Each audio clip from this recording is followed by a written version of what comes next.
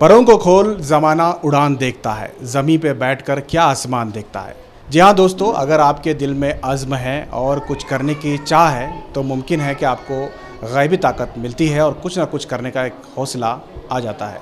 ऐसे ही एक ख़ातून हमारे साथ हैं जो नाबीना हैं, सुमैया इनका नाम है। इनसे बात करेंगे जिन्होंने नाबीना होने के बावजूद ग्रेजुएशन, पोस्ट ग्रेजुएशन किया और साथ ही मुल्क के कई महकमों में उन्होंने काम किया, रिसर्च का काम किया। और सुमैया वो देखती हैं जो हम और आप नहीं देख पाते हैं। उनसे बात करते हैं। सुमैया, आप बताएं कैसा आपका सफ़र रहा, आप पोस्ट ग्रेजुएट तक पहुँचे, कैसे मुमकिन हुआ? अस्सलाम वालेकुम वरहमतुल्लाहि वबरकातुहू। मेरा सफ़र जो था तो बेसिकली मैं born and brought up Bangalore में। मेरी फैमिली में मेरे अम्मी अब्बू और मेरा एक छोटा भाई एंड एक्सटेंडेड फैमिली अब्बू की तरफ और मेरी अम्मी की तरफ जो मेरे खाला खालू चाचा चाची इनके बदौलत सफ़र जो था, चैलेंजेस जो होने चाहिए थे, जो और ब्लाइंड लोगों को जो बहुत चैलेंजेस होते हैं, वो अल्हम्दुलिल्लाह ज़रिया अल्लाह ताला ने भेजा तो इतने चैलेंजेस नहीं हुए।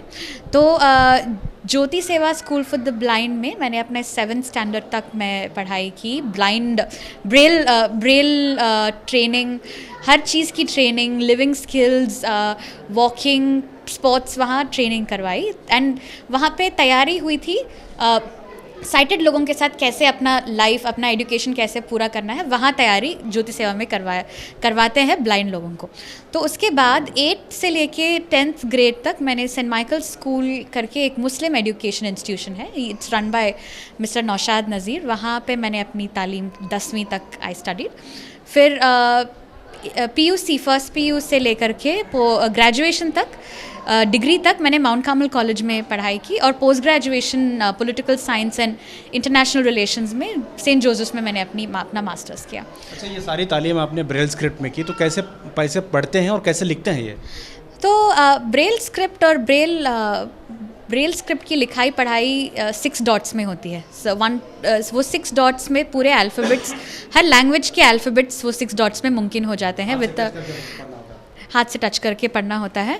और वो अगर आप लाइक आई थिंक यहाँ उनके पास होगा, नवाज हज़रत के साथ they can show you the Braille thing, मेरे पास फ़िलहाल नहीं है। बट उसमें क्या होता है कि वहाँ पे बहुत चैलेंजेस हैं। वहाँ पे आफ्टर अ पॉइंट बुक्स नहीं मिलते, ब्रेल बुक्स नहीं होते हैं, and you know like notes लिखना इज़ डिफ़िकल्ट। तो वहाँ मेरे अब्बू का जो इन्वॉल्वमेंट है, इट इज़ लाइक कोई भी नहीं कर सकता उतना। I was able to do like any other people, जो और लोग जिस तरह से पढ़ते हैं, मैंने सिर्फ उनकी बदौलत पढ़ाई की। And I was able to do well in class. I top my classes every time because of अब्बू की मदद से, क्योंकि he got me books from different corners of the Bangalore. वो गए, हर जगह गए, मेरे लिए बुक्स प्रिंट करवाए। और मास्टर्स में मेरे पास एक रीडिंग डिवाइस था जो हार्ड नॉर्मल जो बुक्स, टेक्स्ट बुक्स है, वो स्कैन करके कंप्यूटर पे पढ़ते हैं। तो that's how I did my masters, graduation और मेरी रिसर्च। और इंटरनेट और कंप्यूटर की मदद से कॉम्पिटिटिव एग्जाम्स हो या अपना काम हो, मैं सर अंजाम देती हूँ। अच्छा, करियर की बात करें, आप ग्रेजुएशन के बाद कहाँ काम करे हैं, किस किस इदारे से जुड़े हैं? सो पोस्ट ग्रेजुएशन के बाद मैं सीधे सिविल सर्विसेज की पढ़ाई के लिए, मेरी फैमिली ने मुझे, they push me into that because they wanted me to, I also wanted me to do that. मैं चाहती थी कि मैं वो करूँ, फैमिली भी बहुत इनकरेज की। तो 1-1.5 साल तक सिविल सर्विसेज की पढ़ाई में जुट गई। मेंस तक गई, मेंस में 10 मार्क्स से इंटरव्यू से मतलब मैं वो मुकर गई। I could not do my interview in 10 marks. फिर उसके बाद मुझे लगा कि घर बैठ के सिर्फ सिविल सर्विसेज के लिए प्रिपरेशन करेंगे तो करियर बर्बाद हो जाएगा। उसके साथ साथ मैं माउंट कार्मल कॉलेज में विजिटिंग फैकल्टी के तौर पे काम की फॉर एटलीस्ट 2 years। साइटेड बच्चों के लिए पढ़ाते? हाँ, cited, all like any other students, every student. So I taught around 4 to 5 courses, masters और ग्रेजुएशन दोनों को मैंने पढ़ाया। फिर उसके साथ साथ एक international foreign policy think tank Synergia foundation करके मैं रिसर्चर का काम की। फिर कांग्रेस में एज ए पॉलिटिकल रिसर्चर पिछले लोकसभा इलेक्शंस में मैं मैनिफेस्टो वगैरह मतलब बनाने में I was there, active in the research wing there. फिर उसके बाद center for budget and policy studies में रिसर्चर के तौर पे काम की। और फ़िलहाल कर्नाटका हेल्थ प्रमोशन ट्रस्ट करके वहाँ पे एक ऑर्गेनाइजेशन में नॉलेज मैनेजमेंट ऑफिसर की हैसियत से काम कर रही हूँ। अच्छा, ये बताएं, आप इतने इदारों में काम कर रहे हैं, रिसर्च टीम में शामिल रहे हैं और आप वो देख सकती हैं जो हम लोग नहीं देख सकते। क्या पैगाम देना चाहेंगे आप तमाम लोगों के लिए? किस तरह से प्लेटफॉर्म, जो लोग नाबीना हैं उन लोगों के लिए प्लेटफॉर्म होना चाहिए? ये एक्चुअली ऐसा नहीं है कि बहुत बहुत बुरा माहौल है ब्लाइंड लोगों के लिए, और ऐसा भी नहीं है कि बहुत अच्छा माहौल है ब्लाइंड लोगों के लिए। ऐसा एक तबका है ब्लाइंड लोगों में, स्पेशली द मुस्लिम कम्युनिटी, जहाँ पे ब्लाइंड लोगों की सिचुएशन बहुत बहुत बुरी है, खासकर लड़कियों की।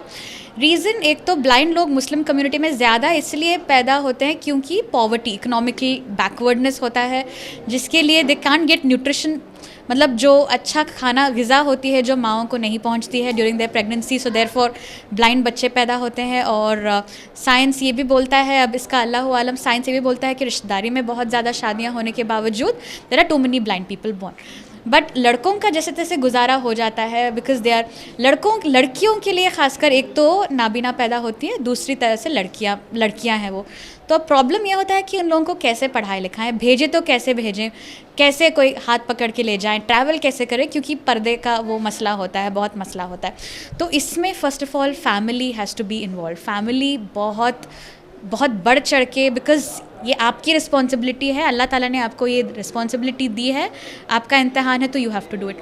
एंड ब्लाइंड लोग भी अपनी तरफ से they have to make sure उनका अटेम्प्ट होना चाहिए, बट जिम्मेदारी प्राइमरीली साइटेड लोगों पे है। और ये जो माशरा है, समाज है, सोसाइटी है, दो बहुत सारे लड़कियां इतना अच्छा काम करती है, सब कुछ करती हैं दे, बट लोग उनको when it comes to marriages, Muslim families में they don't accept the girls. It's not like that in मतलब नॉन मुस्लिम कम्युनिटी में ऐसा बिल्कुल नहीं है, बिल्कुल नहीं है। हालांकि नॉन मुस्लिम कम्युनिटी की सोच ब्लाइंडनेस को लेकर के जैसे पिछले जन्म का कर्म है, अल्लाह ताला ने सज़ा दी है, ये वो, बट यहाँ पे ऐसा नहीं है। It is very positive for the Muslims to be blind और to have anything, it's taken in a very positive way. So बस हदीस और सुन्नत और कुरान और थोड़ा सा लाइक कॉमन सेंस और लॉजिक यूज़ करके देखिए, life will go on, if not smoothly but life logically चलेगी और it will be very nice. तो इतना कॉन्फिडेंस कहाँ से आया है आपको? आपसे बात करके ऐसा लग रहा है कि मतलब आपकी बातों से आपको और भी ज़्यादा मैदान खुले हैं, आप सियासत में भी जा सकती हैं और बहुत कुछ कर सकती हैं। वो नहीं पता, आई डोंट नो, बट इतना confidence it is all because of my parents, because my specially मेरे father he wants me to be like any other person. वो उन्होंने मुझे ही सेड जो भी हो यू हैव टू फेस, सामना करो, अपनी तरफ से जो हो पहले करो, बाद में अल्लाह ताला will see what he does. अच्छा, आपको लगता है कि मुस्लिम कम्युनिटी में ब्लाइंड हो या फिर माजूर बच्चों के लिए जो प्लेटफॉर्म देना है वो नहीं दे पा रहे हैं कंपेयर टू अगर क्रिश्चियन कम्युनिटी को देखें? नहीं दे पा रहे हैं, because I give you instances, मेरे पास एग्जांपल्स हैं। So when I went to look for jobs, अल्लाह ताला ने फिर भी मुझे कंपैरेटिवली बहुत नवाजा है, आई हैव गॉट अलग अलग, बट जब मैं जॉब ढूंढने का जो सफ़र रहा, एक non Muslim lady is asking a Muslim institution to give me a job, saying that she is very good, give her a job, she will do well. But मुझे जॉब दिया नॉन मुस्लिम इंस्टीट्यूशंस ने। A place like Mount Carmel College gave me a job, but not a place like Presidency which is a Muslim run institution. लेकिन आप वहाँ try किए थे? I have tried, and not just try, I topped the interview, I did very well, and I can tell that I can do better. Blind लोगों को अगर support मिला तो they will do better than the sighted people. And why not? When they have the brains, बात दिमाग की है, जहन की है, not about the sight or not seeing. Challenges है, but it can be overcome. क्या करना चाहिए, कैसे, क्या प्लेटफॉर्म बनाना चाहिए?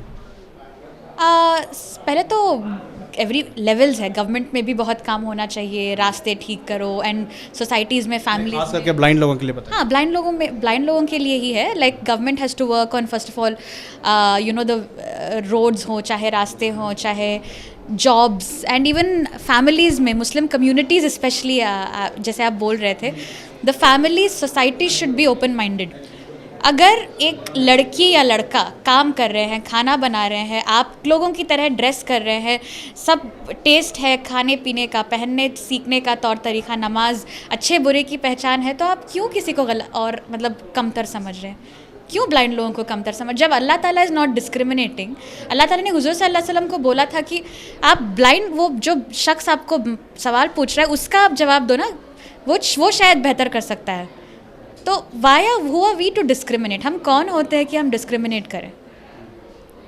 तो many people are leaving Islam. Blind लड़कियां इस्लाम छोड़ रही हैं, ब्लाइंड लड़के और कौमों के लोगों से शादियां कर रहे हैं। क्यों ऐसा हो रहा है? Because Muslim communities are not accepting.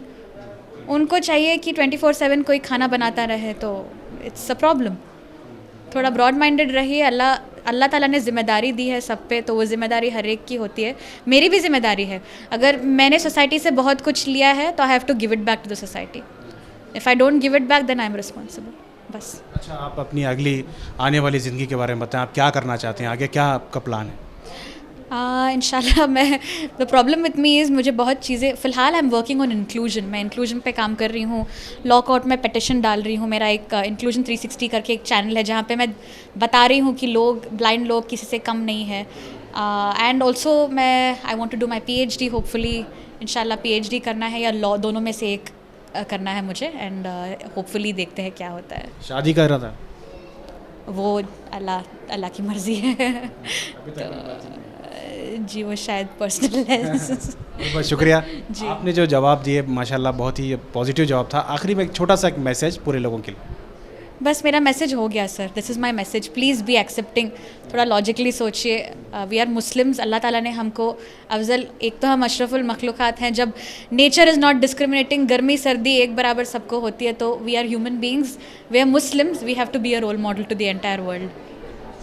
देखिए किस तरह से सुमैया एक रोल मॉडल है हम सब के लिए, क्योंकि बग़ैर बिनाई के उन्होंने वो देखा और वो दिखाया जिसे हम सबको देखने की ज़रूरत है, और हालात के उन पहलू को, ज़माने के उन पहलू को उठाया है जिसे हम सबको गौर करने की ज़रूरत है। क्योंकि नाबीना और माजूर बच्चों में जो क्रिश्चियन कम्युनिटी या दीगर कम्युनिटी के काम हो रहे हैं वो मुसलमानों में नहीं हो रहे हैं, जिसकी वजह से बहुत सारे बच्चे मज़हब तब्दील करने के ताल्लुक़ से भी सोच रहे हैं, क्योंकि दूसरे मज़हब की तरफ से उन्हें काफ़ी फैसिलिटीज़ मिलते हैं।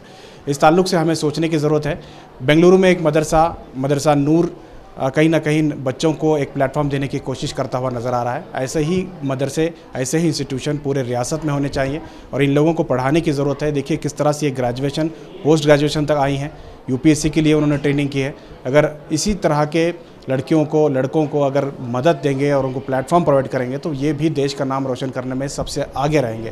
क्योंकि जब अल्लाह कोई कमज़ोरी देता है तो कई खूबी भी देता है। तो इनसे बात करने से ऐसा लगता है कि कहीं ना कहीं अगर इनको मौका मिलता है तो आने वाले दिनों में ये मुल्क के लिए, मिल्लत के लिए बड़ा काम कर सकते हैं। कैमरा पर्सन समीर के साथ शाहिद काजी, बेंगलुरु।